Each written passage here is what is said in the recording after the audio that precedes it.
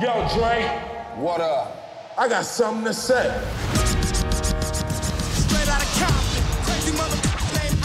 One of the challenges of telling the story was I didn't have Easy here. With Easy, it was really important to me that we got his story right. Jason Mitchell was playing Eazy-E. He's incredible. Cruising down the street in my 6'4". Hey, that was dope, eh?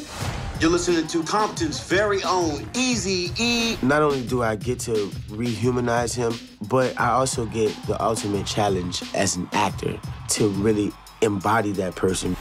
First live performance for real live.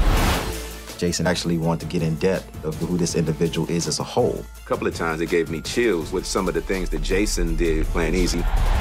Easy is his name and the boys coming straight out of Compton. It's a brother that'll smother your mother.